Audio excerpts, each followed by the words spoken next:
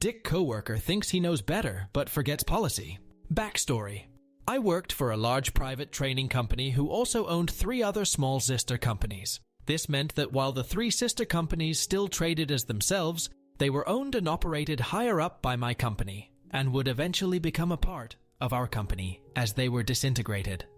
As a training consultant, I looked after our largest client.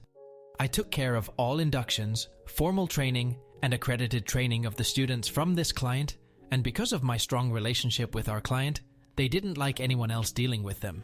I was also quite new to the training industry, but not new to the field I was teaching, hospitality. I had been working in hospitality for years prior to landing this job, so I had years of relevant on-the-job experience from almost every level. And when I started working for the training company, I quickly, in 1 year, completed my accredited training to be able to teach. So all of the knowledge I had learnt in terms of compliance, along with my employee contract and handbook, were still fresh in my mind.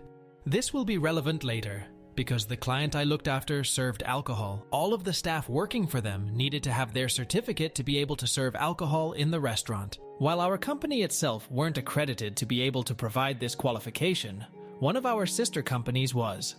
I had 22 students needing to either complete or update their qual, and as mine was due to expire soon, my manager wanted me to attend the session also. It was on a Saturday, my day off, but it was a free qualification. I would get to do it alongside my students, and my manager said I could have the Monday off to make up for my time. I was more than happy to attend. Important to add, one of the restaurants I trained in had a meeting room upstairs. I had only been up there about 3 times, because I always held my one-on-one sessions in the restaurant seating, as it was easier to observe students, and they were also able to quickly jump back into work if it were busy. Not one person from my company or the sister company had asked me about the room upstairs. As a trainer, it is our job to inspect any site that we will be holding a training session in at least 1 day, no more than 1 week, prior to ensure that a venue is appropriate and adheres to safety standards. If we deem it unsafe, we have to report it and cannot hold a session unless the safety concerns can be rectified, or we can gain approval for a different venue. This is not only legally part of our job, but it is written into our contracts. All 23 of us turn up at the store at 8:45 a.m., as the session was due to start at 9. I made sure that everyone knew to be prompt, as the session was due to run until 4 p.m., and a lot of people had shifts to start after the course, and I had a 2-hour drive home. The trainer comes downstairs, and I introduce myself. He then starts ranting about how the room upstairs isn't safe to hold the session in. The first thing I asked was, "Didn't you come and do a safety check of the venue prior to today like you're supposed to?" He says no, he didn't have time. And now he's annoyed because he has to cancel the session. I explain that this is extremely unacceptable, and that I am not happy with him at all, because he knows he is supposed to do a check before the day of the session, and that not only have I traveled 2 hours on my day off for this, but I had 22 students, all from different stores I should add, who had to have their shifts and rosters made to work around this session. I explained to him why this was extremely unprofessional on his part, and he scoffed at me now, telling me off because he's been doing this job longer than I've been alive, and I know nothing. I decided to do a check of the room before calling my manager to explain all of this to her, while the trainer was coping an earful from the restaurant manager. After completing my safety check, I also deemed the room to be unsafe to hold a session.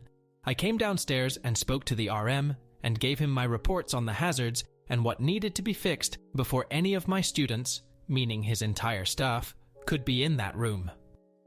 I then went to call my manager to explain the situation when the dickhead trainer, who I will refer to as DH from now on, came running in saying he had found another room available at a hotel down the road. He told us where to go and to give him 15 minutes to set up the room. It was already 9:30 a.m. by this stage, so I knew by the time we started, we would be running 1 hour behind. I explained the time issue to the DH, but he assured me he would move through content faster, so we wouldn't run late. He left to go and set up the room, and I called my boss to explain it all. She was fuming, especially because he hadn't bothered to contact her about any of the issues, or to get authorization to book another room, but told me to call her after the session, because after all the fuss, she wasn't going to pull the pin on the client and ruin the day more. The session started at 10:15 a.m., and it was horrible. The DH was so out of touch, I couldn't believe he had been doing the job for so long. He took so long to talk about anything, refused to take questions, tried to relate personal stories to the content that made no sense, on 3 separate occasions, told the room he was smarter than we'll ever be, and that we might think we know more than him, but we don't. He told a 30-minute story about a car accident his daughter had 2 years ago, and rambled for so damn long that by the lunch break at 12:30, we had gotten through 4 pages of content out of 230. My students were freaking out about the timing and were clearly frustrated by the DH. I was so frustrated myself and embarrassed that this guy was representing my company. I went back to the room early to ask him to move along faster with the content so we could get to the test on time. He told me the test would take an hour, so I told him it would need to be taken no later than 3 p.m. and that he would need to keep his content relevant to the test so we could all get out on time. He obliged. Well, by 2:45 p.m. I was more pissed than ever. I demanded that he let us have 15 minutes of reading time before we started the test because we were only up to page 34 in the book and we didn't have time to listen to his stories.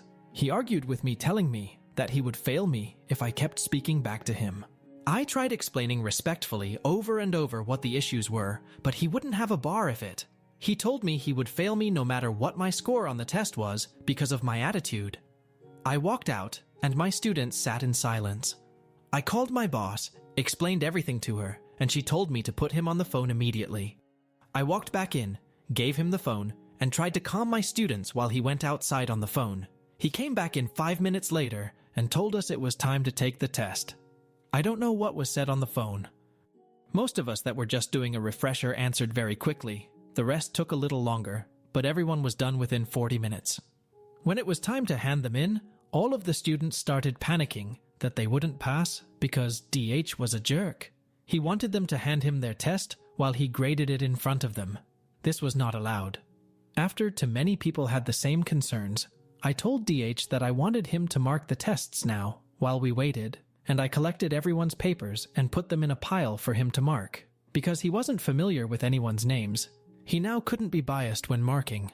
When the day was over, everyone left feeling pretty flat and disappointed in how the day had gone. I was so embarrassed for my company, and to be honest, I was fuming at this ignorant idiot. I told my students I would handle it and to enjoy their weekends. I knew DH had violated a lot of policies, but one thing stuck in my mind.